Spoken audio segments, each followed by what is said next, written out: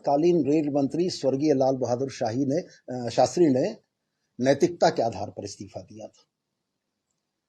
आदरणीय प्रधानमंत्री जी कल जिस बिहार की धरती में नीतीश कुमार जी के साथ बैठे हुए थे, 1999 में रेल दुर्घटना के समय में तत्कालीन रेल मंत्री नीतीश कुमार जी ने नैतिकता के आधार पर इस्तीफा दिया था।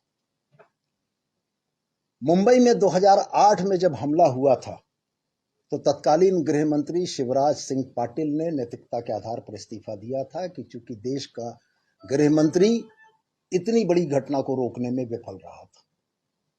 और मुझको बड़ा आश्चर्य इस बात का हुआ कि हमारी पत्रकार बिरादरी, जो लोकतंत्र का चौथा स्तंभ है, उसने 28 लोगों के मारे जाने के बाद किसी पर जवाबदेही फिक्स करने की बात नहीं की।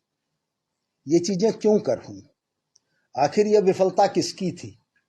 कौन लोग इसके जवाबदेह थे?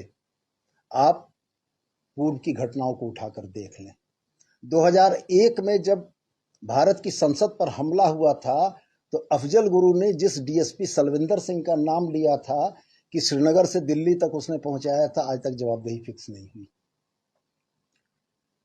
जब पहलगाम में, माफ कीजिएगा, पठानकोट में एयरबेस के ऊपर हमला हुआ था, उस समय भी कोई जवाबदेही फिक्स नहीं हुई।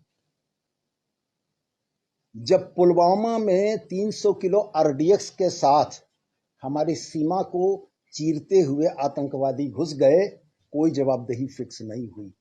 देश को यह नहीं मालूम कि वो 300 किलो आरडीएक्स देश की सीमाओं में कैसे आया। पहलगाम की घटना में 300 किलोमीटर दूर से हमारी सीमा से अगर 6 आतंकवादी टहलते हुए चले आते हैं तो ये विफलता किसकी है? मैं तो सिर्फ यही कहना चाहता था कि अगर कोई जवाबदेही नहीं फिक्स हो रही है तो हमारे सुखविंदर सिंह सुक्खू, जो कांग्रेस के मुख्यमंत्री, उनको जवाबदेही लेते हुए, नैतिक जवाबदेही लेते हुए इस्तीफा देना चाहिए। और मैं तो साथ में यह दोहरा कर कह रहा हूं आपको कि यदि देश उन 28 शोक संतप्त परिवारों के साथ खड़ा है तो इस देश में राष्ट्रीय शोक की घोषणा क्यों नहीं हुई? ये राष्ट्रीय आपदा का विषय था।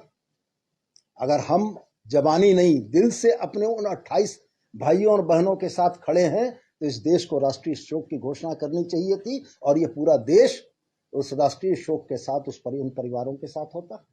तो मैंने तो सिर्फ इतना ही कहा था कि अब बदले हुए इस नए भारत में घटनाओं की जवाबदेही फिक्स नहीं होती है।